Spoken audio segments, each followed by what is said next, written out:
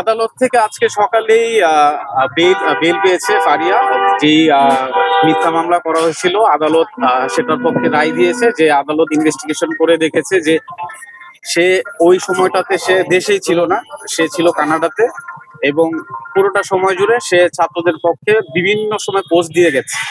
তো সেই জায়গা থেকে আদালত যেহেতু রায় দিয়েছে, আমাদের পেপারস অলরেডি সাবমিট করা হয়েছে। হয়তো আমরা আর ঘন্টাখানিকের ভেতর এখান থেকে আমরা ফারিয়াকে নিয়ে আমরা মুভ করব। আচ্ছা, আদালতের জামিনের তারিখ তো 22 তারিখ ছিল, সেটা আজকে দেওয়া হয়েছে। এই বিষয়টা থেকে আপনারা সন্তুষ্ট কিনা এবং কি মনে হচ্ছে আদালতের বিষয়টা? বর্তমান সরকারের কাছে আমরা কৃতজ্ঞ এবং সন্তুষ্ট যে তারা খুব দ্রুত এই বিচার কার্য পরিচালনা করেছে, এবং তারা এই ইনভেস্টিগেশনটা খুব দ্রুত করাতে আমরা সেই জায়গা থেকে সন্তুষ্ট। আপনার নাম পরিচয়টা? আমার নাম হচ্ছে অনিল হাসান রাব্বি, আমি নুসরাত ফারিয়ার পাবলিক রিলেশন থেকে। কি মনে হয় আপনার, ওনাকে কেন গ্রেফতার করা হয়েছে? উনি কি শুধুমাত্র অভিনয় করার কারণে?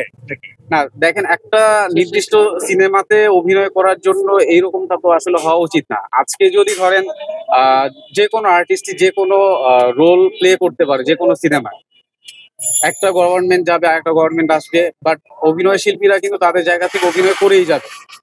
একটা সিনেমাতে অভিনয় করার জন্য তো এটা তো কখনোই আসলে কারো কাম্য না যে অভিনয় করার জন্য এরকম হয়রানিমূলক মামলা বা মিথ্যা মামলা। আমরা চাই না ভবিষ্যতে কোনো আর্টিস্টের সাথে আসলে এরকম ঘটনা ঘটুক। এটা খুবই নেক্কারজনক ঘটনা।